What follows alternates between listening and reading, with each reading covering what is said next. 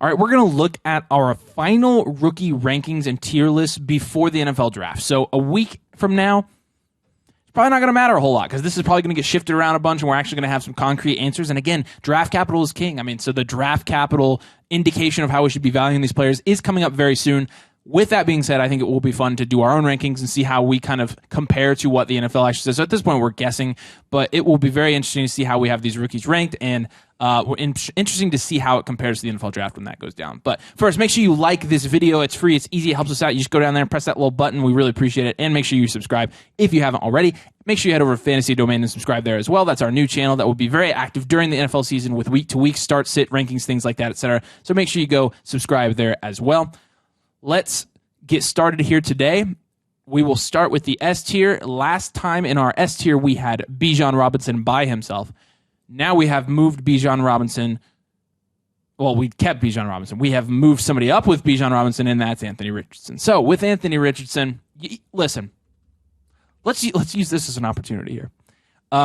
You saw our video probably where we did a rookie mock draft, and I took Anthony Richardson first overall over Bijan, and we got slaughtered for it.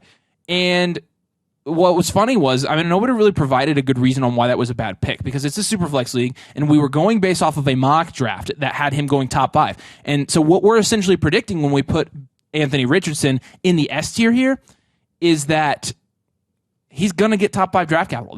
We're calling that. And if we're wrong, why would you be surprised? Because why wouldn't we be wrong? We're wrong about a lot of things, but that's what we're going for now. And if he does get top 5 draft capital, like in that mock draft last week where all of you wanted to cry about it, and like he's going to be predicted to in our rankings this week, he absolutely deserves to be here. He could be the number 1 overall pick in Dynasty drafts. He could be the 101 over Bijan. He possesses the rushing upside and the athletic upside of no quarterback we've seen before. I mean, athletically, that's factual.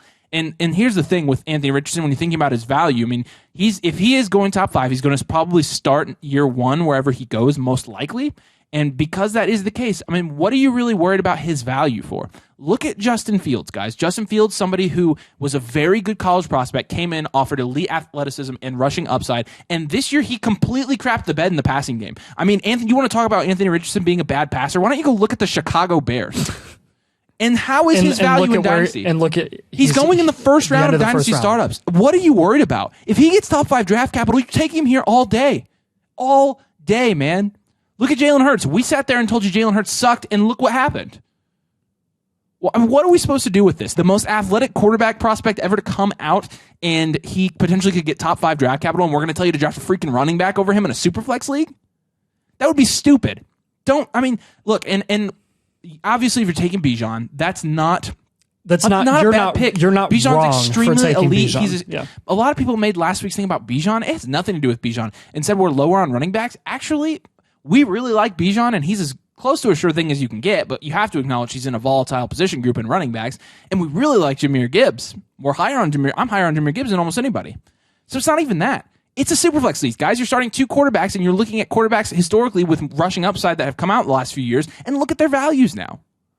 What else are we supposed to do with this situation? I think it's hilarious how we get butthurt because Bijan goes number 1 for January, February, March, and he's just this prospect and all of this. And we saw 2 running backs get taken in the first round of Dynasty startups last year, and now they're getting taken in the 5th and 6th round. And we want to sit here and cry when we take a quarterback in a superflex league over a running back. It's not outrageous, guys. And look, if Anthony Richardson falls next week, which he could, again, we don't know, but if he does fall, then he's going down in our rankings. He is, and Bijan's going to get great draft capital. I'm more sure of Bijan's draft capital than I am Anthony Richardson's. However, again, if he gets that draft capital, there's no reason not to put him in this S tier because of the history with rushing quarterbacks, because of the athletic upside, and because a team is going to be willing to invest in him from day 1 and spend a top 5 draft pick on him. He's absolutely worth the pick here in Superflex leagues. You've got Bijan Robinson. Wow. You're on a roll there. Bijan, look, if you have a personal conviction that you want to take Bijan 101, that's not even what we're saying. We're completely fine with that. That's why they're both in the S tier. They both are currently, we believe, worthy to go 101 in Dynasty rookie drafts before we know what either of their draft capitals are. With Bijan Robinson, like he said, he's going to be the most sure one here. His value is not going to be as volatile depending on draft capital as Anthony Richardson's is. We know that he's probably going to go first round because, I mean, again, next to Saquon Barkley, he's the best prospect we've seen in quite a while at the running back position. That's all I need to say. You have a plenty of Dynasty creators out there telling you more and more about Bijan Robinson, more than you want to know. We know that he's good. Let's move on. Yeah, absolutely. And again, Bijan Robinson, he's very safe. He's the best running back prospect come out in a while, and he's elite. So it's nothing away from Bijan at all. Yeah, no. All right, moving down to the 8th here, we're going to have some quarterbacks here. We've got Bryce Young first. I will talk about Bryce Young to mix things up a little bit, I guess, and make us say good things about each other. So, that's cute. But here's the thing. Like, I've never disliked Bryce Young, and for a while there, I really thought he was going to be the number 1 pick, and then I thought it was Stroud, and now it could be Young again.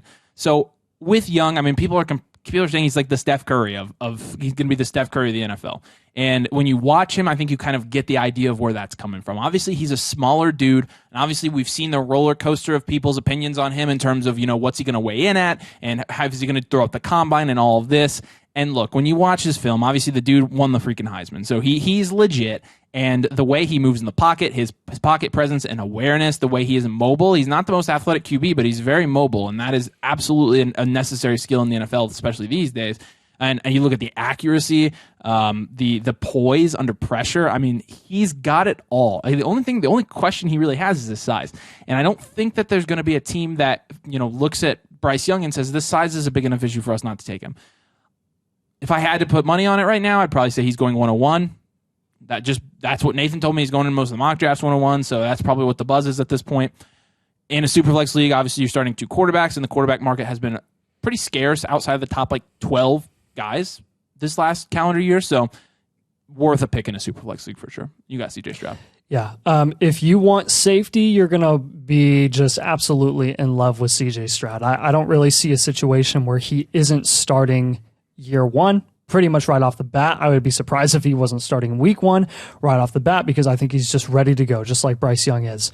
Obviously, no size concerns, no production concerns, nothing like that. I think he probably goes, honestly, I'll tell you what, man. Reportedly, there are multiple teams that are interested in the 3rd pick overall with the Arizona Cardinals. I don't think they are because they're wanting to get the 3rd QB in this draft. I think it's because they're going to get the 2nd pick in the draft, the 2nd QB in the draft, because I don't think Houston's drafting a QB this year. I don't think they are. So I think there's a chance that Stroud falls to 3 or 4. If he gets to the Colts, man, I'm going to party. I'm going to party. I know you are. And I've told you I'll buy his jersey that night if he goes. I'll take risky with the unfortunate jerseys that we've had at the quarterback position the last 4 years. But again, my Matt Ryan jersey looks great. Oh my gosh. Oh, with CJ Stroud, I very much prefer Bryce Young over Stroud. I really, really still like CJ Stroud a lot. Whoever gets him at the 3rd or 4th overall pick, I think is going to be really, really solid. And I think he's going to be put in an even better situation right off the bat than Bryce Young is. With that being said, I think there's an argument that you can make for CJ Stroud from a fantasy perspective, maybe even producing more than Bryce Young does off the bat because of the situation. I mean, you're talking about Bryce Young probably having to pass to Adam Thielen and DJ Chark as his alpha wide receivers. That's disgusting. I mean, and the other thing with Stroud right off the bat is he has more of that rushing ability that we saw in the national championship game. So if he does, Bryce Young isn't going to be running. If he does tap into that like he should, then that'll obviously give him a higher ceiling for fantasy too. I'm surprised you say you very much prefer him, because like I like Stroud more as an NFL quarterback, but I would take them evenly in the NFL. I mean, Stroud even in the NFL. Yeah, I mean, I think I would take either or. Like I don't love Stroud that much more than Bryce Young. I just like him, but I'm surprised because Stroud is really good, and he's got a lot less questions. I think he's safe.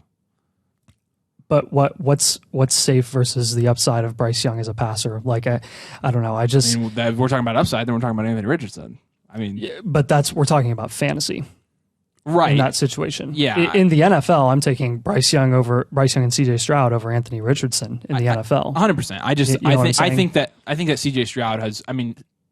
It's why they're 50-50 in the A tier in Dynasty and in fantasy. Like I think they are in the NFL too. I think teams have them graded closely. Now where Anthony Richardson falls into that, I don't know. But regardless, JSN's going to finish out this tier.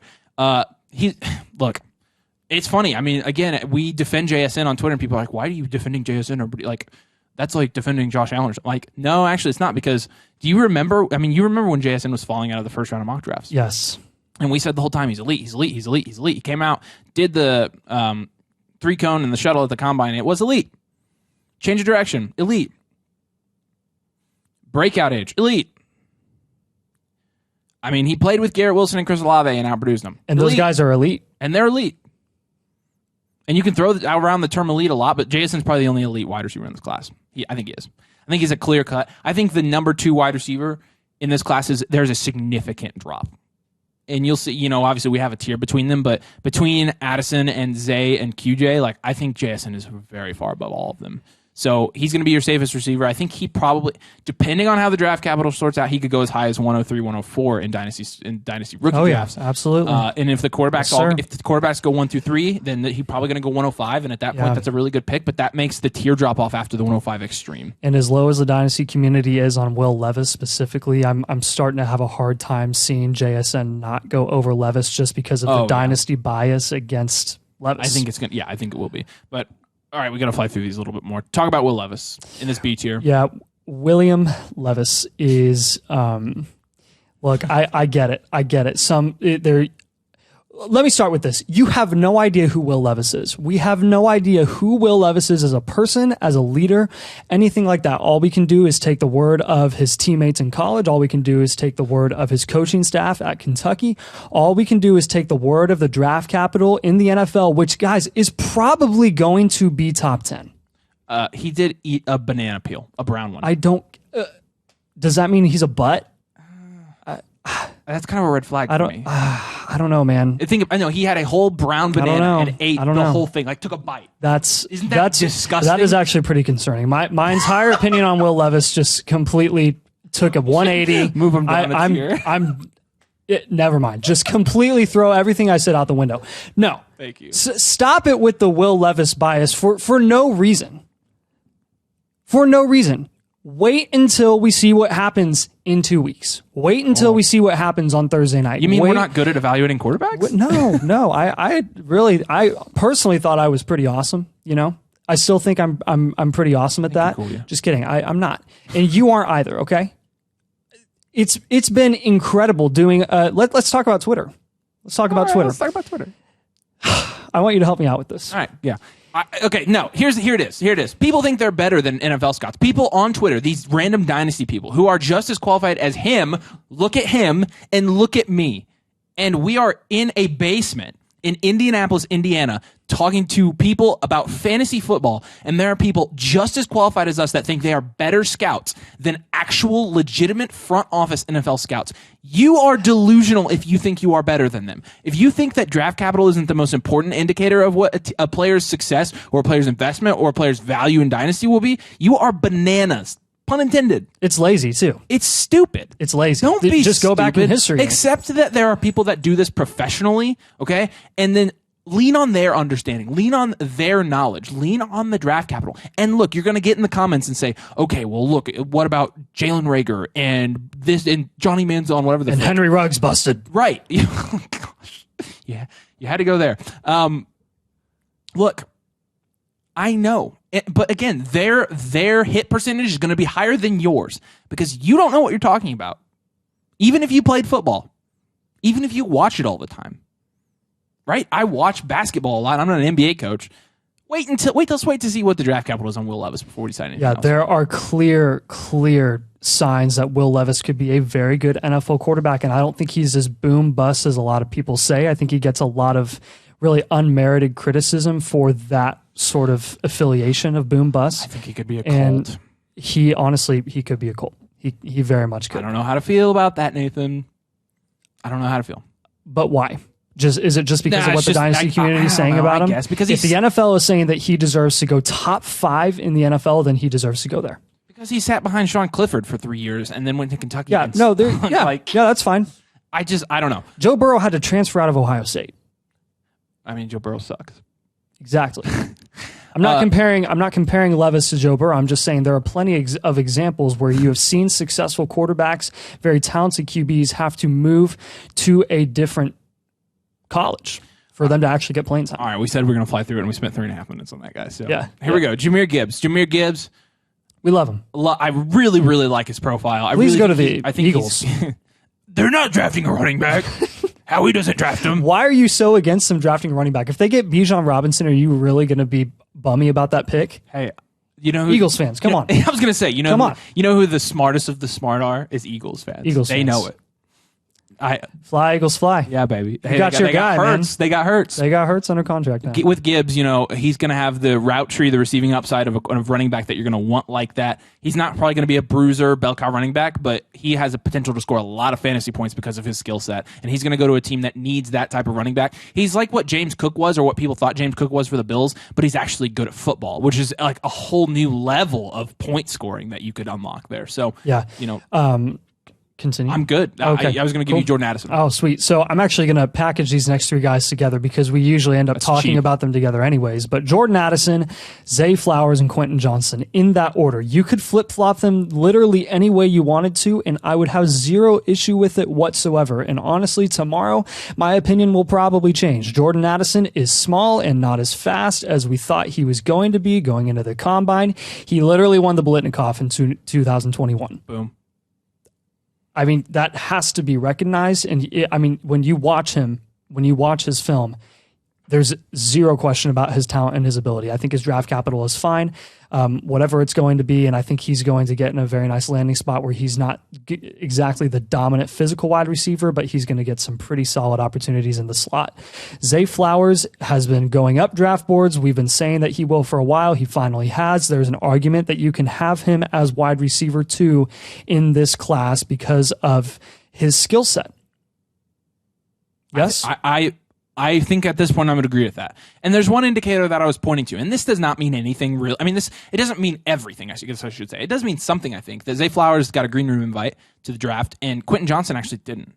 Which I think does mean that they're more confident in Zay Flowers being picked. I mean, higher. I think that with Quentin Johnson, they still said 20 to 28 range, but they don't want a situation where he's waiting to be picked. And so I did think that was interesting that Addison and JSN and Zay Flowers got invites, but Quentin Johnson didn't. And you've also had reports of JSN being the only first round wide receiver in this class. Correct. So I who can also knows? see that. But they're all in the same tier and they're all back to back to back. So really differentiating between them from a dynasty perspective, very, absolutely very small. tiny. It is pick your choose. So if you have a full diaper about the order that we put this in, then flip it around in your head and just be happy with it because we're not going to argue with you too much. Yep. But all right, moving down to the C tier, we got Zach Charbonnet, a guy we've been high on for a very long time. Zach Charbonnet, he has bell cow size. He has fairly good athleticism for the size as well, and there's not really a ton that he's super bad at. Like he's like Bijan, but he's just a level down. He's good at everything and he can do almost everything, but he's just not that good. So, overall, though, I think he's going to make a good prospect. I think a team is going to take him, and I think a team is going to do very well with Zach Charbonnet. I think he's going to produce a lot in his NFL career, and because of that, I think we're putting him here fairly high ranking in a weaker. Yeah, I guess not a weaker running back class, but we have no idea what it's going to be like until the draft capital.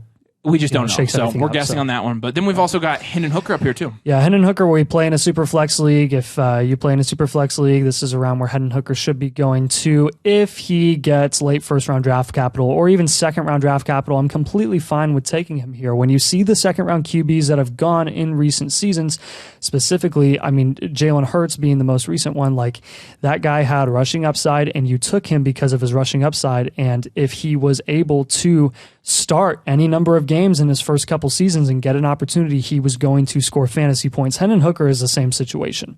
Obviously not as high of a ceiling as Jalen Hurts has because of how late he's coming into the NFL, very Kenny Pickett-esque, but he's the most polished college quarterback that we're seeing coming out of this class next to, I think, Bryce Young. He's the most experienced. He is very, very talented from a college perspective, plenty of production. Obviously, the injury is a concern. His character is not a concern whatsoever. He is a clear leader, a clear guy that you want to have in your locker room.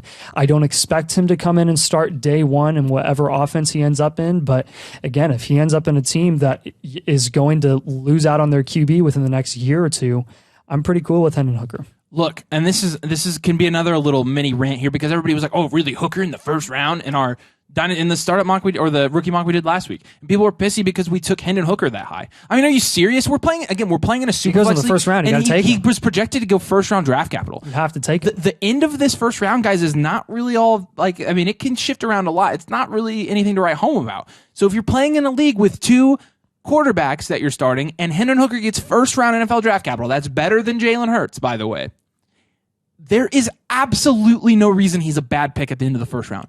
Again, we were going off of somebody's prediction that he was being drafted in the first round. If he gets that draft capital, if he gets Kenny Pickett draft capital, why wouldn't he go in the first round of Superflex drafts? Why not of rookie drafts? Yeah. If he goes second round, he can take a little bit of a hit. That's fine. If he falls outside of the second, I don't. Maybe the people mad about that were playing in 1 QB leagues or something. I don't know. It could but be. My goodness, Marvin Mims and Josh Downs. So Marvin Mims. Actually, I'll talk about all 3 of these guys too. Yeah, smart. Marvin Mims, Josh Downs, Jalen Hyatt. With Marvin Mims, I think he's not a sleeper anymore. I think Marvin Mims could easily end up being the 2nd or 3rd best wide receiver in this class. I think he has that upside. And correct. I think that right now we just have some questions about him, so that's why we're leaving him in the C tier. However, I think he could go 2nd round in the NFL draft, and if he does, obviously it's going to skyrocket his value and his draft capital in Dynasty rookie drafts, and that would put him probably 1-2 turn. I mean, and that's very doable. Josh Downs is the same thing. If we see Josh Downs go early 2nd, that'd have the same effect on Josh Downs. He's a very safe prospect. He played at North Carolina, obviously. And Jalen Hyatt, a guy that also we got trashed for last time. I mean, went in the first round. If Jalen Hyatt is a first round selection, why in the heck would you not take him at the 1-2 turn in Dynasty rookie drafts? Obviously, we have questions about his some of his skill set and how that's going to translate to the NFL. How it's going to translate in fantasy, I think. I think his skill set will translate in the NFL pretty well, which is why he's being mocked so often in the late first round. The problem is so many people want to see him to go to a team like the Kansas City Chiefs. I don't think he's going to go to the Chiefs because he's just a glorified MVS, and they're paying MVS $10 million a year right now. He's a field stretcher. He's not going to give you consistent production in fantasy, which is why we have him, even though he's probably going to get higher draft capital than Mims and Downs. I personally don't think his fantasy upside is going to be as high as those two. Yeah, I think I'd agree with you there.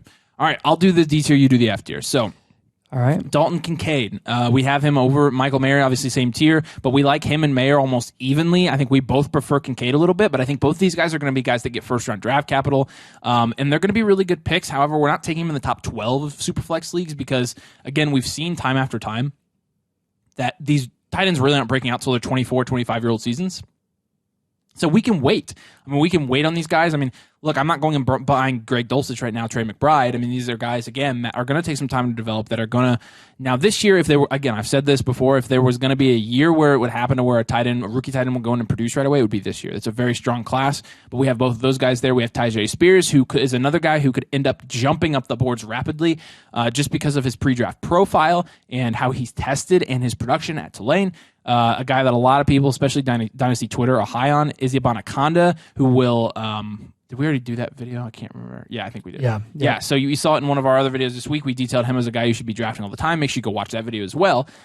Izzy, again, athletically 4.45, 40-yard dash and a 41-inch vertical. He had a 9.63 relative athletic score. So he's very athletic. The production was there, and he's looking like he could be somebody who jumps up draft boards as well. Cedric Tillman, the 2nd best wide receiver on the Tennessee Volunteers football team, and with Cedric Tillman, he is a very Michael Thomas-esque type of player. Is he going to be as good as Michael Thomas? The jury's still out. He's a big body guy. He brings a lot to the table from a skill set standpoint. It will be interesting to see where he gets drafted. And then Devon Achane, who just honestly, we don't love. But if he gets respectable draft capital, he could be an occasional flex. A gadget guy. Yeah, a gadget guy, I think is the best way to describe it. And you've got the F tier. We're going to finish out here with Luke Musgrave, Sean Tucker, and Parker Washington in that order. Luke Musgrave, I think he's solidified 2nd round draft capital, probably. I don't think he goes any probably later than a solid landing spot is what we're hoping for. There's plenty of teams in the market for a tight end right now, and with his receiving production in college, and his receiving skill set, I think he could be a weapon down the road.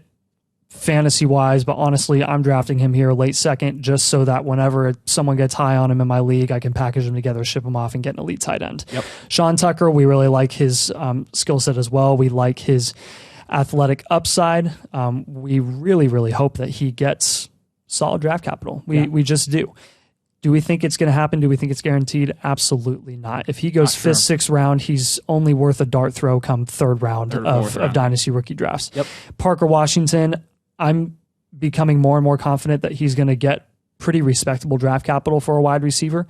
I don't think he's ever going to be a dominant wide receiver one on a team. I don't think that's his upside. However, his ability and his skill set in the slot indicates that he can get significant target share in whatever offense he's in. So that's very, very promising with him. Yeah, and I think the most notable exclusion from this list is probably Zach Evans. Or Roshan Johnson. Again, those are two guys that I think they could be anywhere on this list from the C tier to the F tier, or nowhere. I think that's a realistic possibility for both of them. So we really don't know on those guys. We're not comfortable ranking them. Darnell Washington. We'll see. Yeah, Darnell Washington I know is pretty solidly here in the F tier or the next tier, as well as Sam Laporta. So this strong tight end class as well. But we did exclude those guys more or less because we don't really know where to rank them. So we'll see on both those guys. We'll see on all these guys. Again, this is our last rookie rankings before the draft, and then we will update them after the draft with updated landing spots and draft capital to factor into that as well. So make sure you like this video, especially if you made it all the way through. Make sure you subscribe if you haven't. Make sure you head over to Fantasy Domain and subscribe to that channel as well. Again, that's going to be redraft content during the season. That's going to help you decide on a week-to-week basis who to start, who to sit, things like that, better matchups, strategy for starting players. So make sure you head over there and follow or subscribe to that channel as well. Make sure you head over to our locals. You get access to our Discord, which is where the Dynasty Domain community is. We've got 50, 60 people over there. Again, we're talking trades. We're doing mock drafts. We're having chats about players' values. It's a lot of fun. So make sure you check that out. It's in the locals description. It's in the description. It's the locals link. You can follow that to our Discord. As always, we appreciate you guys watching. Thanks for joining us, and we'll see you later.